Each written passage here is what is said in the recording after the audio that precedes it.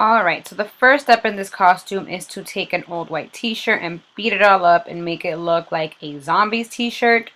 All you need is some brown, some black, and some red eyeshadow, and some old brushes. I'm using my makeup brushes, but it can really be any brush.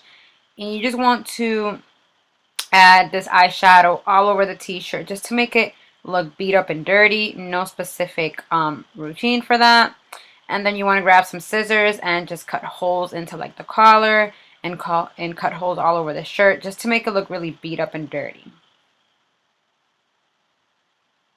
So now grabbing some blood gel and an eye brush, you can just smear blood gel all over the t-shirt, all over the place. Just smear it on and dab it on just to make it look real. And after you're done putting the blood gel on it, you will have your finished product, which is a nice zombie shirt. Alright, now on to the makeup. You're not a zombie yet. Alright, so the first step is to get your liquid latex and just put a little bit of it in a little bowl. Would you mind holding it, my lovely assistant? Don't put too much. Depends on how many wounds you're planning on doing. Adrian, don't smell it. It smells really bad. A little dot like that is perfect for a small little face like this. It smells disgusting. And you just want to split it in half. I want to cut on my cheek and cut on my forehead and then the cut right. You need the hairnet. You want me to put a hairnet on you? Okay, sure.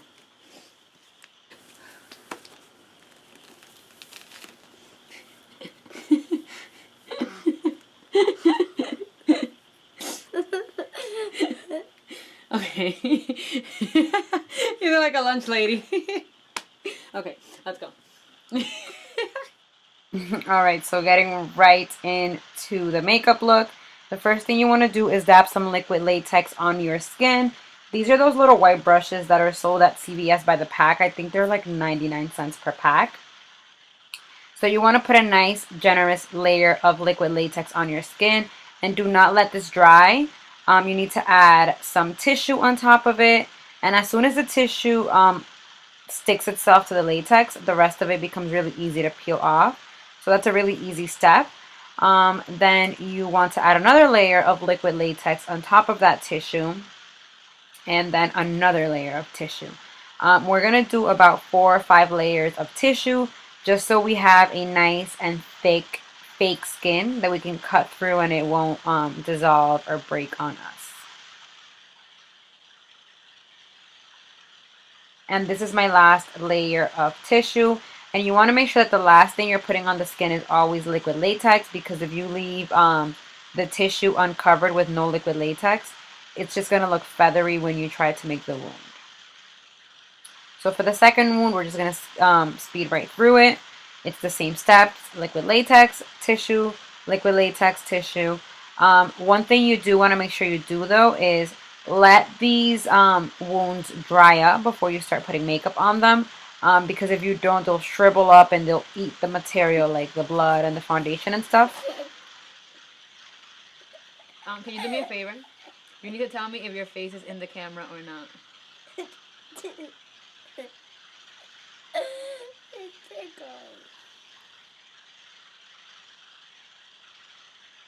And same steps for the neck as well. What happened to your face?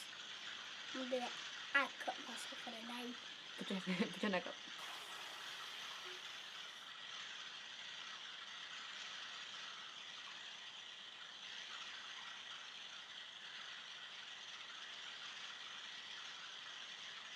Okay, so while I'm doing this, you need to make sure that you're in frame. Alright, so now you want to add some foundation to these wounds just to make them blend into your skin.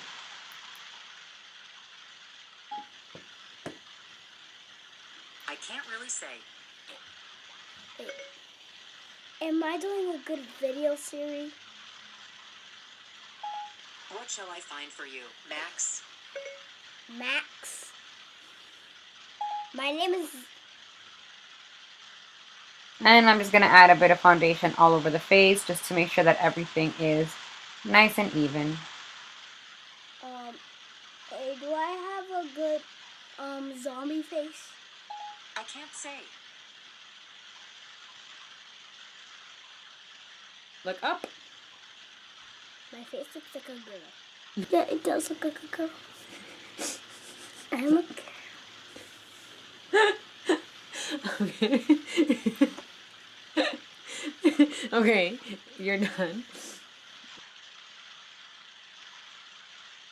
So now you want to take some tweezers to break through that liquid latex. Um, he's making like funny faces like he's in pain, but I definitely made sure that the scissors did not touch his skin at all. You just puncture the wound and then you use your nails to like really break through it just to make sure that you're not touching the skin with the tool. latex. Add some little latex. And stop.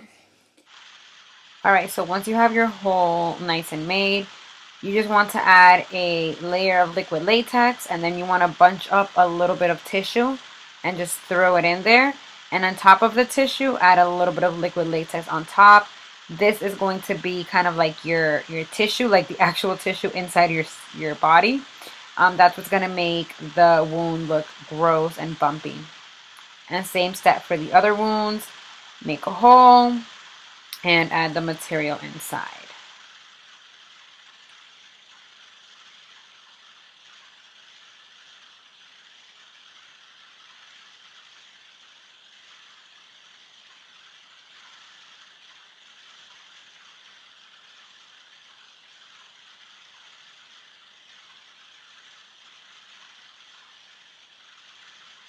Alright, so while those wounds dry up, I'm going to be contouring his face with some black eyeshadow just to make him look nice and hollow like a real zombie.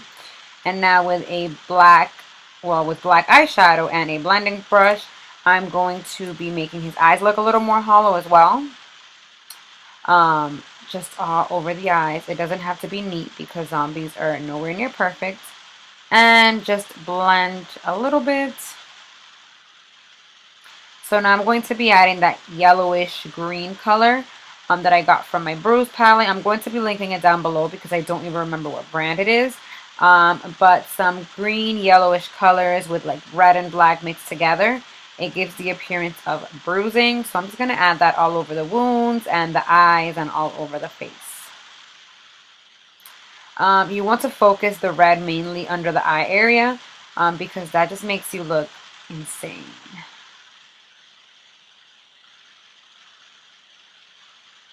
And of course you want to make sure that you're blending everything out and all the colors are diffusing together. That way it looks more like a real bruise. A brush. A back of a brush. Okay. Pencil brush. Put some black.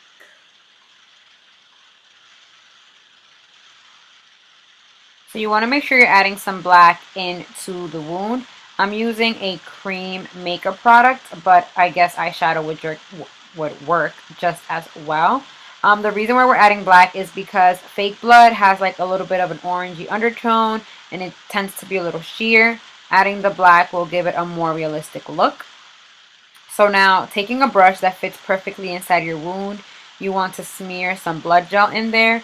As you can see, the black is making it look a lot more real, like real coagulated blood. Is that how you even say that? So yeah, so now with a sponge, you're just going to make that blood that's inside. You're going to smear it all around and make it look messy and dirty. And now I'm just adding some black eyeshadow and more bruising just to make the cut look a lot more real. Adding blood and then wiping it away gives the wound the appearance that there was a lot of blood there and that it's been wiped away. It just makes it look nice and messy. So that's what the sponge will do for you.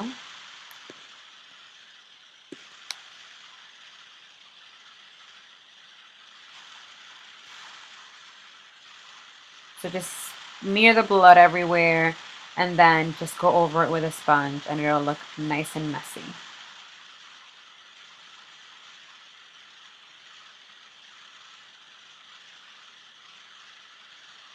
And also make sure that every time you move on from a wound, you put a lot of black around it and blend everything really well so it blends into the skin. For the neck area, I'm going to be doing a lot of like yellow and red and black and mixing all those colors in together so he looks nice and dirty, like he just crawled out of the grave and bruised up like a zombie should be. So now that we're wrapping up with the bruising and the dirt, we're going to start smearing blood everywhere again. Um, and for this, I'm just adding a little bit of black cream, the tiniest bit, because this black goes a really long way. And if you mix it with the blood everywhere, it just makes it look more real. It makes it stand out more. So that's a good tip. Just as a finishing touch, add a lot of black into the blood.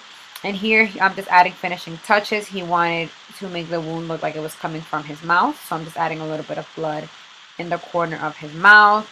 Um, and he also wanted a blood tear, so I gave him a blood tear. And yeah, the look is now complete. I hope you guys enjoyed this tutorial. I hope it was easy to follow. Thank you so much for watching. Please subscribe if you haven't already. And until next time, bye.